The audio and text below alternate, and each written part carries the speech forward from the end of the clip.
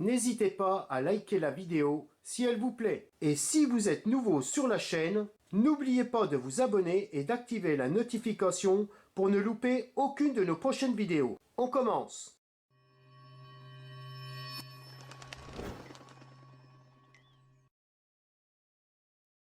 C'est en septembre 1953 que Simone Lapin, mariée à Gustave Lapin, décide d'avoir un enfant, Jeannot Lapin, un type d'apparence tranquille, et pourtant, c'est un étudiant plutôt brillant et il est sorti d'une école décoré des honneurs d'études universitaires.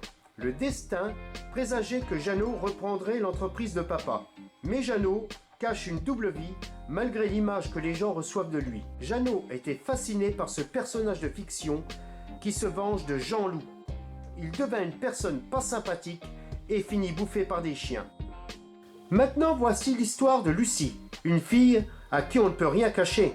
Le père de Lucie était voyant et il avait des perceptions peu communes. Certains le disaient mystique depuis son retour d'Inde. Rien d'étonnant donc à ce que Lucie ait un temps d'avance sur son entourage. Mais victime de son succès, Lucie avait beaucoup de mal à avoir une vie privée, car très sollicitée pour son regard aiguisé. Voici l'histoire de Bobby Crotte, un homme qui a du chien et a la vie peu commune. Bobby est un homme qui, dès son plus jeune âge, a su être très actif. Son ami de toujours, Samy Pulapis, l'accompagne dans tous ses projets. Tous les deux montent des entreprises sans un certain succès. Mais c'est avec la rencontre de Titou Labave, célèbre entrepreneur, que leur vie va vraiment changer. Bobby Crotte est aujourd'hui à la tête des entreprises Canigou qui vaut des milliers de dollars. Issu d'une famille nombreuse, Marco Chon entrait dans ce nouveau monde entouré de beaucoup de frères et sœurs. Très vite, il se révèle ouvert et sympathique. Mais arrivé jeune adulte, il commence à collectionner les mauvaises habitudes. Il bouffe, il rote et il pète. Il adopte tout de suite la tenue de super beauf. Ses fréquentations finiront d'achever le monstre qu'il est devenu. Il dut s'isoler car il puait de trop. Même les mouches dégueulaient.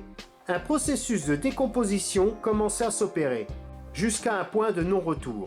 Marco finit dévoré par les asticots, le nez dans son vomi. On a dû cramer la maison où il est mort. Et pour finir, cette histoire qui vous fera perdre la tête comme Jérôme. Jérôme était un garçon joueur et serviable, à tel point qu'il pouvait prêter sa tête pour jouer au beach volley. Il prenait plaisir à profiter de la vie en menant une vie simple. Mais bizarrement, la vie d'entreprise lui sied aussi, et se prit au jeu de l'ambition.